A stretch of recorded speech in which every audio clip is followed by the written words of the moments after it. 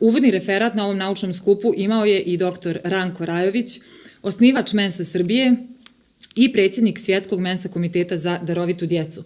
Čovjek koji je povezao sve mense bivše Jugoslavije. Doktore, dobar dan i dobrodošli. Dobar dan, hvala. Danas ste govorili o uticaju kretanja na razvoj kognitivnih sposobnosti. Znamo da je kretanje jako bitno, ali evo vi ćete nam reći koliko bitno.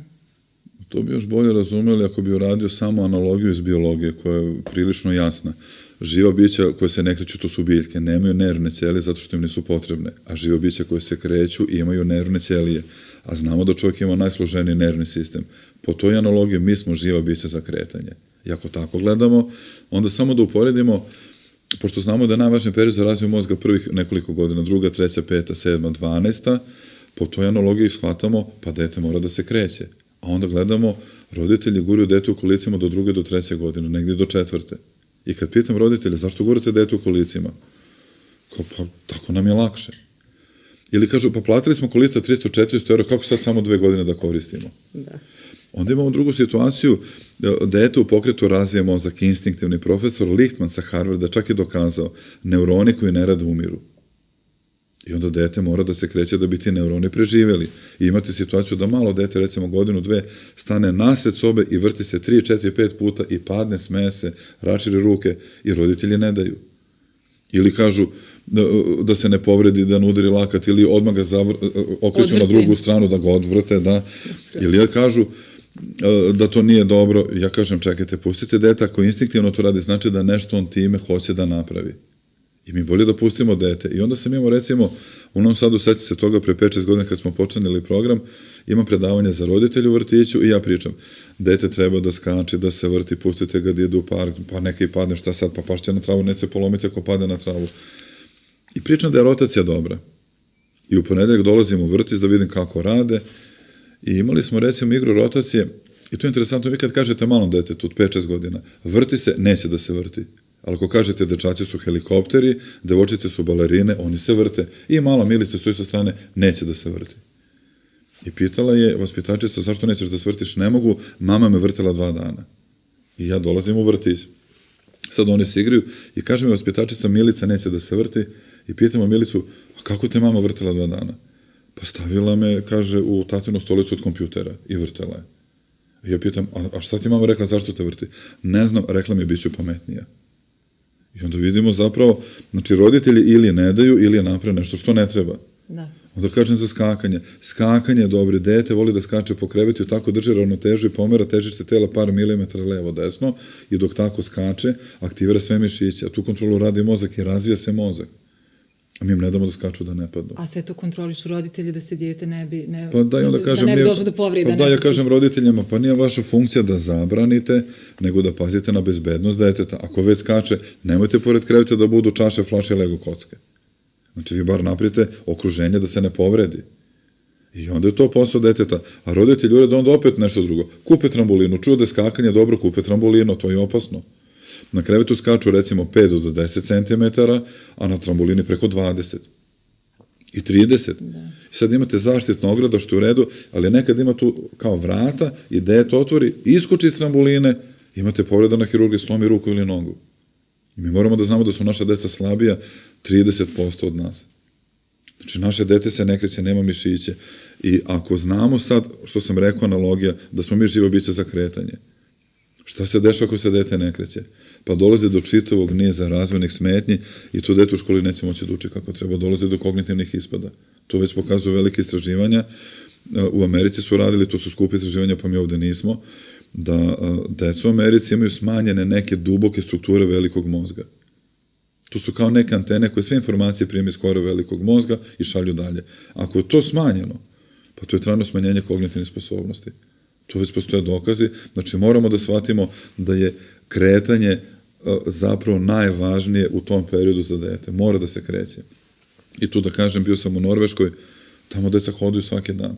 Ulazim u neki vrtić, bio sam 5 dana, dali mi dozvolu da fotografišem i sad ja onako izlazim iz auta, imam do 20-30 metra do vrtića, kiša pada nekako sa strane, ne vredi mi ni kišobran. Ulazim skroz mokar, skidam se, oni imaju tamo kišne kamanice. I pitam gde su deca da fotografišem, kažu oni u dvorištu igraju se. I ja prvo sam pomislio, pa verovatno bogata država imaju pokriveno dvorište. Pa kažem, ajde da ih slikamo, kažu, ne, pa kiša pada. I ja dolazim do staklenog zida, svi su u dvorištu i igraju se. I ja ih gledam, ne mogu da verujem, imaju one kišne, one kabanice i pitam, pa se roditelji ne bune. Gledam je vaspitačica, on je direktorka vrtića, neko, pa zašto bi se bunili? I pomislim kako bi kod nas bilo. Pa ovde ja znam kad radimo u vrtićima, roditelji se bune kad je lepo vreme plus 30, pa ako idu u šetnju znojiće se, pa kad se vrati u vrtić, to će se ohladiti na njima. Ili u Somboru, škola jedna, zvao me direktor da ne znam šta da rade, imali su kroz šumu svake godine, pošto je blizu školi šuma, i roditelji napisali peticu da se zabrani trčanje kroz šumu. Obrazloženje bilo da dete može da, ne znam, se spotakne na korenu drveta, da tu bude neka neravnina, pa će se povrediti. I šta će oni ukidaju kroz u šumi i napravili su kroz u školskom dvorištu. 3. razred 3 kruga, 4. 4, onda su me zvali, održao sam roditeljski sastanak i vratili smo decu u šumu. Pa šta sad ako padnu? Ja kažem, neće padati niz provaliju, neka pade na travu, neka pade na livadu, neće mu ništa biti. Tako da to je naš posao. Kretanje je zapravo osnova svega. Jasno. Djeca sa ovih prostora dobra su u reproduktivnom znanju, a najlošija, među najlošijim u Evropi u funkcionalnom znanju. To su pokazali međunarodni PISA testovi. Šta je glavni krivac? Tu bi čak je dopunio, naše deca nisu ni toliko dobra u reproduktivnom. Mi smo u reproduktivnom znanju u proseku ili mali su od proseka, a funkcionalno među najslabijima. To znači da naše dete pročita i može da ponovi, da poveže 2-3 stvari, tu smo jako loši. A zašto naše dete ne povezuje? Pa zato što se tako u školi ne radi sa njima. Mi u školi dalje imamo zastareo model reproduktivno učenje. Pa se kaže detetu u prvom razredu, ponovi lekciju 2, 3, 5, 10 puta ti ćeš naučiti. Ali to je najniži nivo rada mozga, mozak tako ne radi. I onda ja tu imam lepe primere, što bi bilo reproduktivno, da dete kaže, pitamo ga, ajde, navedi nam 10 divljih životinja. I sad dete misli, pa počne da priča lav, tigar, nosorog i nabre 10 životinja. To je reproduktivno. A moj kolega koji sa mnom i radi program Uroš Petrović, on piše zagonetne priče i on predaje, pa idemo korak dalje. Šta je korak dalje? Pa da dete povezuje. Pa ga pitamo, ajde nabrite nam životinje koje su dobile naziv po predmetu od metala. To je to što hoćemo. Da on povezuje 2 informacije koje svakako ima u glavi. To povezivanje mi ne radimo. I onda kad budemo, ili ako neko sluša ili kad imamo predavanje, ja znam šta bude, kad pričamo o tome, kad bude 100-200 ljudi, retko ko će da se seti sabljarka ili čekićara, ima i ova riba zove se igla. Znači, mi znamo za sabljarku i za sablju, ali ne možemo da povežemo. Ili idemo malo teža pitanja. U kakvi su vezi morska sipa i gušće pero?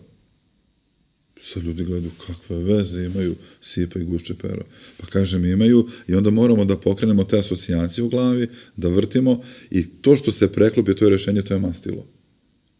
Znači, funkcionalno znanje, povezivanje informacije koje mi imamo u glavi. Vidite, tu smo slabi kad se radi taj test. Naša deca ono i što znaju, ne mogu da povežu. Ili evo da imamo malo teže pitanje, može da stane u šaku i dok je tih dimenzija uvek se nosi u torbi. Šta je to? Kad pitamo odrasle ljude, oni ćute, ne znaju odakle da počnu da misle. A dete se javlja i počinje da daje ideje. Ali sve sam tu rekao, dok je tih dimenzija ključni deo pitanja, znači da je to nešto što raste, pa da preformulišemo. Šta je to? Može da stane u šaku, znači da je malo, dok je tih dimenzija, dok ne poraste, uvek se nosi u torbi, pa cijelo pitanje da preformulišemo. Čim raste živo biće?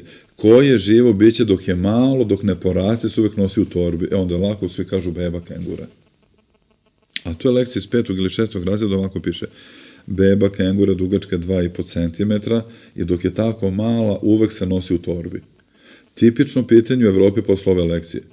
Koliko dugačka beba kengura, javi se dete ispred klupe, kaže učitelju znam ja, i kaže 2,5 cm i dobije 5. Sad pogledajte, reproduktivno je samo provera znanja da li zna ili ne zna. A ovo što mi pitamo, funkcionalno, da on povezuje informacije da dolazi do rešenja. Pa pitanje sad šta je bolje, reproduktivno ili ovako kroz igru. Naravno, bolje je kroz igru, jer reproduktivno učenje je zapravo greška. I tu bi samo dodao, pitaju me nekad učitelji na seminarima, program je akreditovan već u 6 država Evrope, u 15 ga i radimo, pa čekajte, zašto sad tako reproduktivno učenje nije dobro kad smo učili da je ponavljanje majka znanja, repetitio est mater studiorum, pa kažem da, ali to je nekad bilo jako dobro, idemo u školu 8 godina, 12 godina, 16 godina, broj podataka ograničen koji učimo i to primenjamo dok smo živi, ali to više nije tako. Evo Forbesova lista najtraženijih zanimanja danas. Objavili su od 10 najtraženijih zanimanja danas, 7 ili 8 nije postalo pre 10 godina. Što znači da mi spremamo decu za zanimanja koje još ne postoje. I šta je funkcija škole? Da uče napamet ili da misle? Pa to moramo da shvatimo, naša deca moraju da počnu da misle. I to je PISA test pokazao. Naša deca ima solidno reproduktivno, ali funkcionalno znanje slabo. A to je jako važno, zato što ta deca će biti ekonomski produktivna za 20 godina i pitanje šta će biti s nama za 20 godina. Već u PISA testu se vidi da apsolutno dominiraju istočno-azijske države. Evropa je u problemu, a mi u Evropi među najslabijima. Sad gledajte, Evropa proglašava najviši prioritet u obrazovanju funkcionalno znanje, a mi o tome skoro da i ne pričamo. On za nas mora da bude dupli prioritet. Jasno. Vi ste tvorac čuvenog Nikola Tesla centra sistema učenja. On je namijenjen roditeljima, vaspitačima i djeci u vrtićima i školama. Šta je u stvari NTC? NTC je Nikola Tesla centar koji smo formirali prvo u Mensi Srbije, pa u Savezu učitelja Srbije, pa onda imamo i u okviru Mense BH Nikola Tesla centra. Tako da smo mi počeli zapravo tu ideju da povezujemo naše darovite članove koji su na Harvardu, Stanfordu, Cambridgeu i onda nas nekoliko osmislilo program ovaj o kome sad pričamo, pa smo ga nazvali Nikola Tesla centar, zato se zove NTC program. Ali to je zapravo primjena medicine u pedagogiji. Zato što jako važno otkrića iz medicine nemaju još praktičnu primjenu. Zato što kad nešto bude jako važno i novo u fiziologiji, dok to dođe u naše udžbenike iz medicine prođe 10 do 15 godina. A dok iz tih udžbenika dođe udžbenike za psihologiju, pedagogiju, prođe još 5 do 10 godina. To znači da će student psihologije, pedagogije učiti nešto što je novo već 20-30 godina, mi znamo za to, a uči kao da je nešto novo danas. A vreme jako brzo ide, prolazi, vidimo razvojne smetnje kod dece, moramo brže da reagujemo. Zato je važno da mi to otkriće implementiramo odmah, pa bi samo recimo jedno otkriće koje je relativno staro, a roditelji dalje greše, niko im nije rekao da je to greška. Naprimjer, rodi se žensko dete, kupi se roze soba. A kad roditelji dobiju muško dete, kupe plavu sobu. I sad ja to pričam na predavanju, sedela jedna žena u prvom redu trudna i kaže, ja doktore, a ima još do porođaja 10 dana, pa mi već kupili, spremili roze sobu. Sad onako smeh u sali. Ja kažem, pa nemojte da se nervirate, može da se sredi. Pa kako da sredim? Sad mora muža da, ne znam, ubeđem, jedno je pristojno na rozu sobu da sad prekreči. Nemojte to raditi. Samo stavite na zid jedan trakaste zaves ili neki u boji papir da dete ima neki kontrast.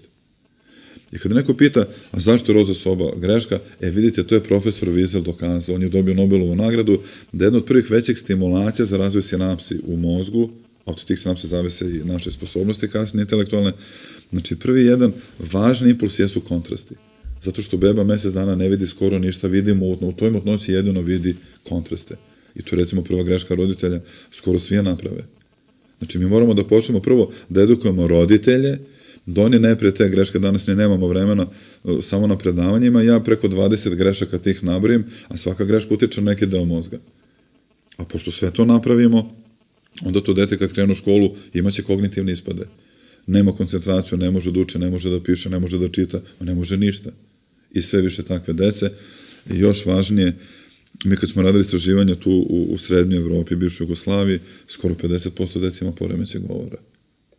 50% dece, ali pazite, to je 50% dece koja kreću u školu, pa 50% dece poremećaj fine motorike, uspravnu akomodaciju, ako to su važne regije mozga, kad je to slabije razvijeno, onda će stradati i kognitivne sposobnosti. Sve te greške koje ste pominjali, vi, roditelji, naravno da ih rade nesvjesno, jer svako od nas želi najbolje svom djetetu. Ali koje su to greške koje se stalno ponavljaju, a koje vi, evo recimo sad možete kroz ovaj razgovor, kroz vaše predavanje da utičete, bar neke da spriječimo? Da... Pa evo, znači prvo soba sa kontrastima, ako je neko već uzeo rozu i plavu sobu, nek stavi kontraste na zid. Onda sledeća greška, roditelji uzmu dete pa ovako nose sa 3 tačka osnovca kao da se radi o transportu pacijenta. Kažem, nemojte tako uplašeno da nosite dete, još fiksiraju glavu da se ne pomeri. Onda mi kažu, pedijatar je rekao da tako držimo glavu. Kažem, nije tačno, pedijatar je rekao, držite glavu, a vi fiksirate. I onda kažem kolegama na pedijatriji, pa najbolje da kažete, pridržavajte glavu. Jer stvarno glava treba da se pridržava, da dete malo ipak tom glavom nešto radi. Onda dete kad krene da se diže na ruke, sa 3-4 meseca počinje da se vrti levo-desno. Kad se vrti levo-desno, razvija nove nervne puteve. A roditelji kupuju neke relaksatore, neke fotelje, da dete tu udobno leži i sedi, od čega se on relaksira. Onda dete počinje da puzi.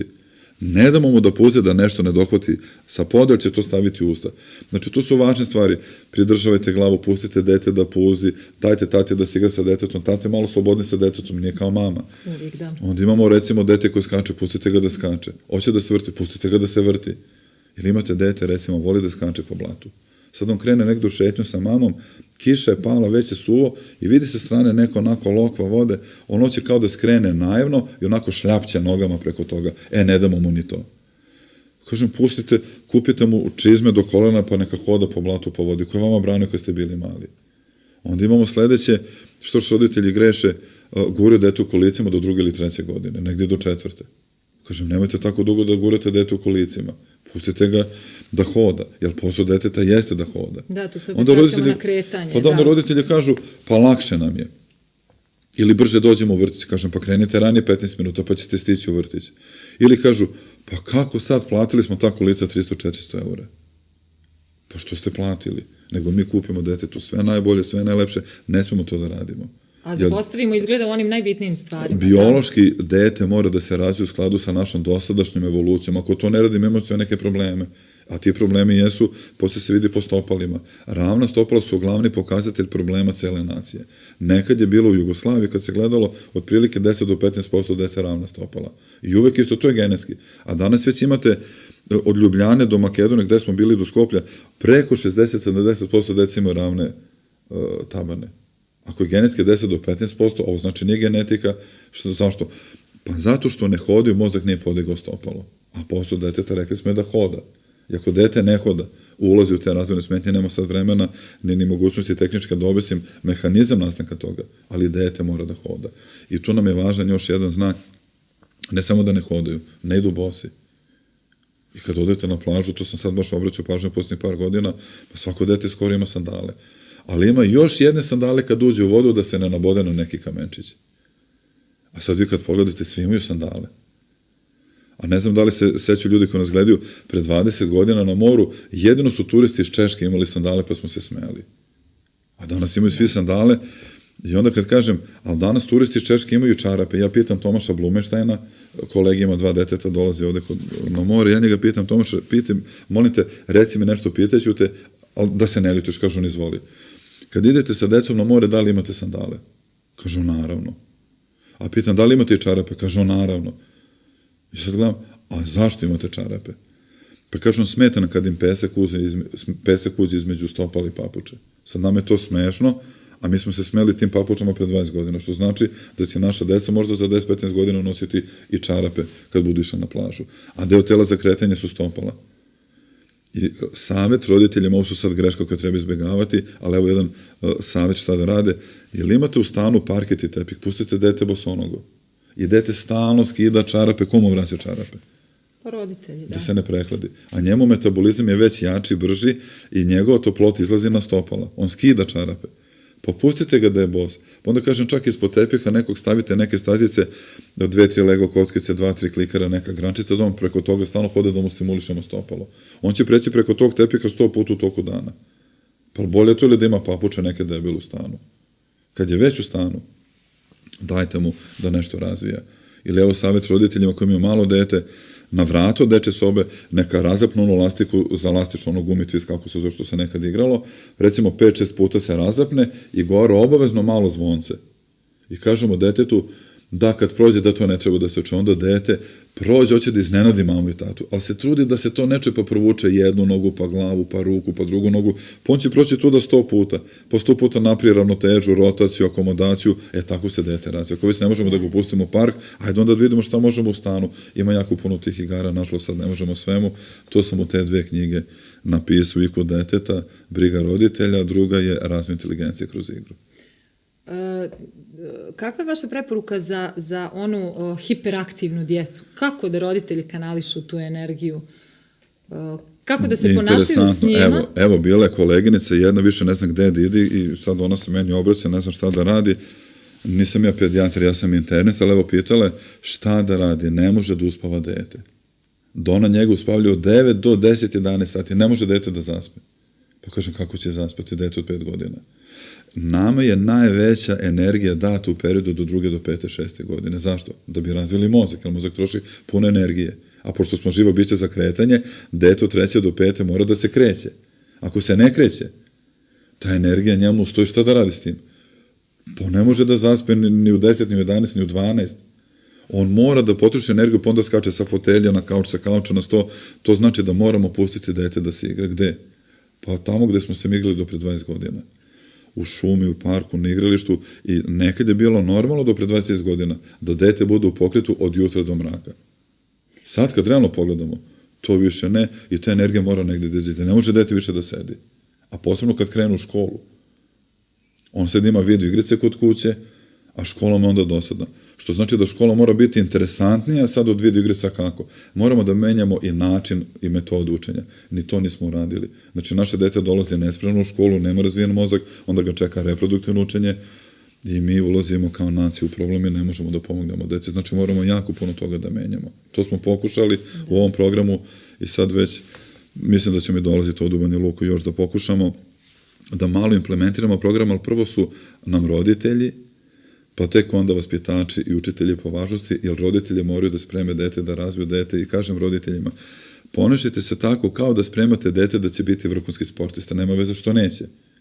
Da se tu razvije mozak, a onda neka krenu u školu, a mi ćemo u školi da menjamo metodu učenja. Ne plan i program, on je dobar, nego metodu učenja, da ne budu one klasične reproduktivne, nego da koristimo ono što je dokazano kao dobro i da olakšamo detetu da uče. Sve ste pominjali igrice. Djeca su danas mnogo, rastu uz internet, uz televiziju, sveukupno ovu novu tehnologiju. Neću vas pitati šta je prava mjera. Vi ste otac 4 djece. Roditelji će vam više vjerovati ako vas pitam koliko vi vašu djecu pustite, na primjer dnevno da budu za internetom ili da igraju igrice. Sad su već velike, pa toliko je ne pazim. Ali kad su bili mali, nema šanse. Znači, pola sata TV, sat vremena u park, sat vremena TV, 2 sata u park. I tu smo našli granicu sat vremena na dan. Kombinujete? Znači, ja moram duplo više kompenzatornih aktivnosti u periodu razvoja do 6. 7. godine, ajde još i do 10. 11. Ali sam imao situaciju, najmlađe dete Danilo dobio za rođendan video igricu. Sad ja šta ću, ajde to me poklon, ja ga pustim. Ja vidim već on za 3-4 dana ujutru prvo što ustane, čim ustane igra video igricu. Uveče pre spavanja odigra video igricu. Počeo dolazi uveče da se zaključava. Nema ga po pola sata. Kad sam ja sabrao za 5 dana, on je već igrao 2-3 sata dnevno. Sad ako mu uzmem, to me poklon za rođendan, kupila mu tetka, šta sad da radim? Ja kažem Danilo, još mi kao kolega rekla sa psihologije objasni, dete, to ne možeš da mu uzimaš. Kažem Danilo, ovo nije dobro. Ako budeš puno igrao, nećeš moći u školi lepo da pišeš ili nećeš moći da čitaš, imaćeš nešto što se zove disleksija. On mene gleda, jesi završio? Ja vidim ne vredi i on svaki dan sve više i više igra. I jedan dan, bio sam u subotu, kažem, ajde pokaži mi kako se igra, hoću sad ja da vidim.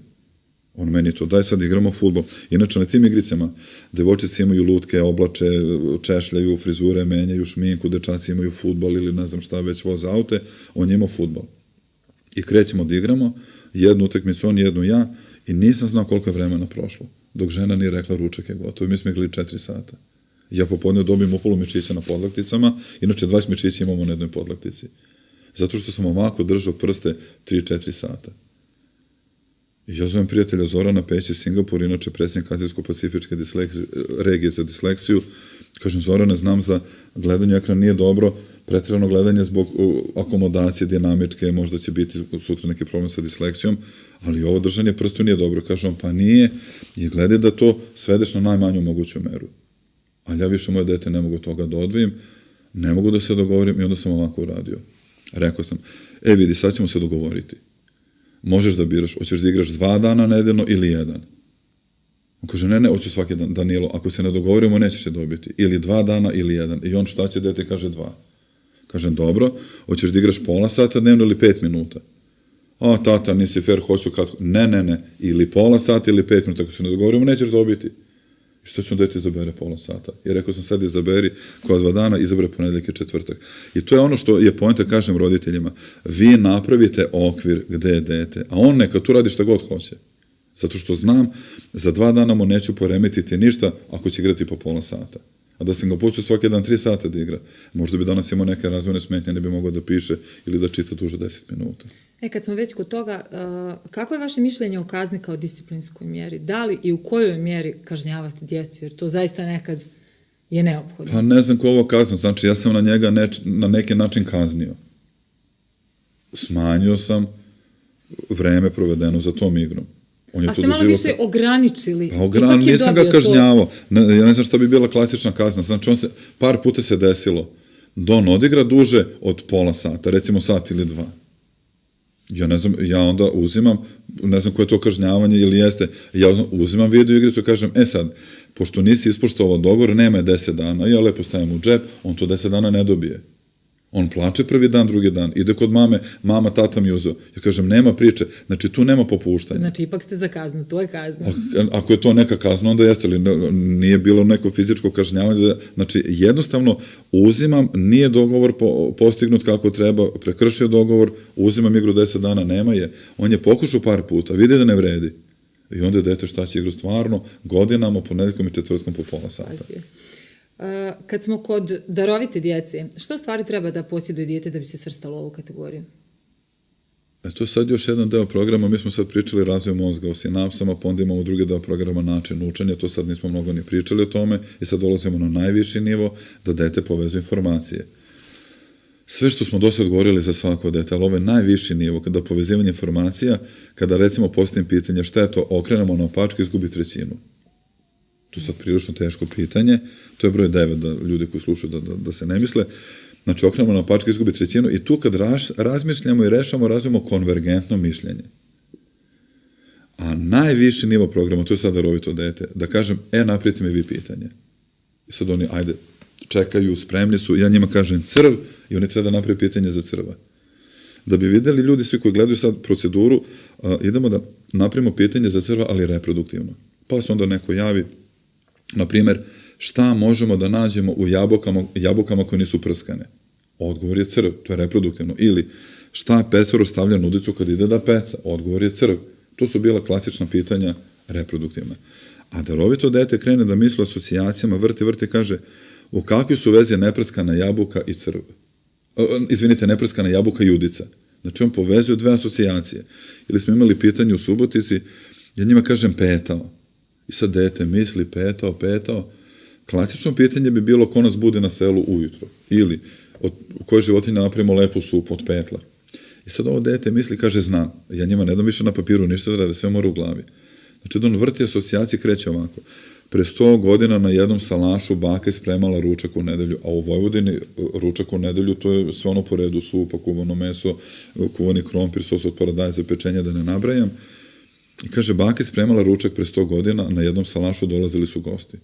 I kada je ručak počeo, dede ljut je to rekao, da znaš baba, od sutra ćeš ti da me budiš. Zašto to deda rekao? Pa skuvalo supu od jedinog petla, a pre 100 godina nema budilnika. Znači, da ono asocijacijama našao, sklopio priču, a kad misli asocijacijama razvija suprotno od konvergentnog, to je divergentno mišljenje. A darovito dete je visoka inteligencija plus divergentno mišljenje. I sad, znači, dolazimo do toga da to mišljenje može da se razvija, ali dete mora da misli asocijacijama. Sad dolazimo do osnovnog pitanja vezano za učenje, da li dete koje uči reproduktivno može da misli asocijacijama? Ne može. Znači, da reproduktivno učenje nama smeta da bi se razvijali civilizacijski ili kako god hoćete, to je najniže nivo učenja. Mozak tako slabo radi i to često kažem, najprimitivnije živa bića uče reproduktivno. Ponove nešto 10, 20, 100 puta, pa možda i upamte, a mi nažalost tako učimo. Moramo da odemo na neki viši nivo i tu bi i otprilike zaokružuju predavanje, držim kongres, na kongresu Svetske mese držim predavanje, sad ja pričam fenomen, da li se desilo da čitate neku knjigu i stanete. I vratite se nazad pola stranice ili jednu. I sad svi klimo glavom, da. I Kines koji je prvi put te godine na kongresu, stop, stani, Ranko, ne razumem. Ja kažem, šta sad ne razumeš, pošto svakih 15 minuta nešto pita. Pa kaže, ne razumem, kako misliš, čitaš, a ne znaš šta si pročitao.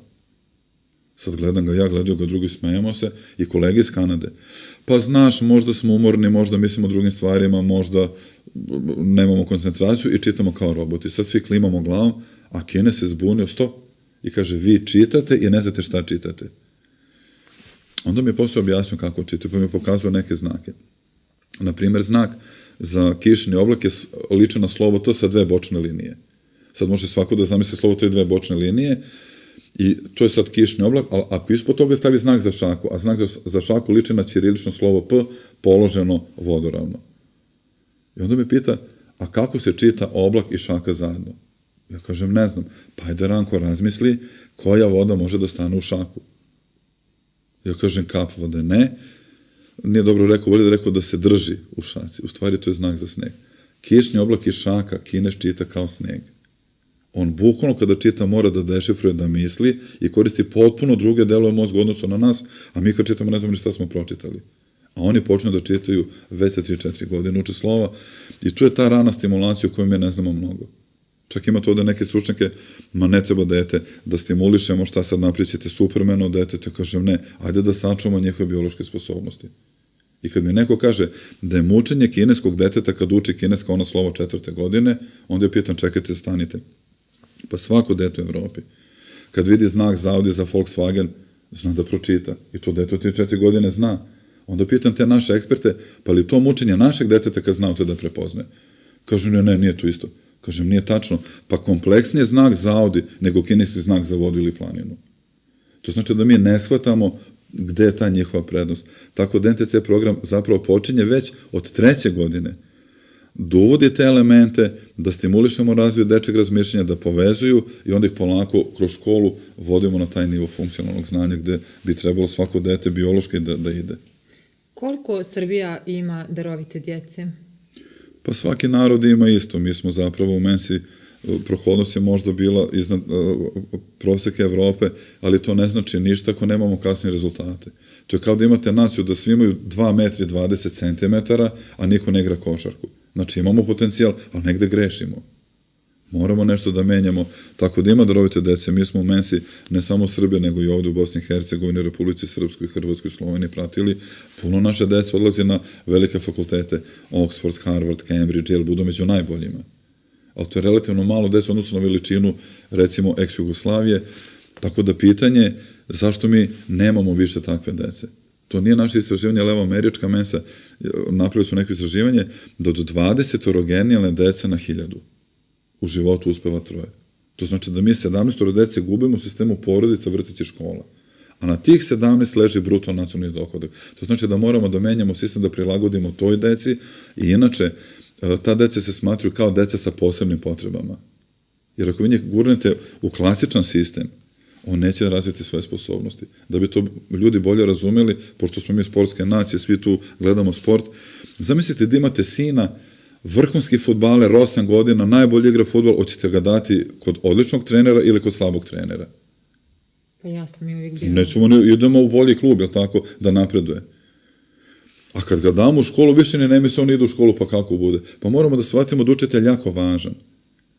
I da moramo da cenimo te dobre učitelje, oni podižu sistem. I zato pokušamo na tim seminarima da detektujemo najbolje učitelje, da sa njima radimo sekcije i da onda sa tom decom i sa tim učiteljima kreiramo program i te primere onda dajemo drugim školama da oni mogli svi da napreduju. Evo, doktore, ja vam zahvaljujem na ovom razgovoru i nadam se da ćete u što skorije vrijeme banjalučkoj publici moći održati jedno predavanje i evo predlažem da Univerzitet Apeiron bude domaćin i vama i publici. Hvala vam.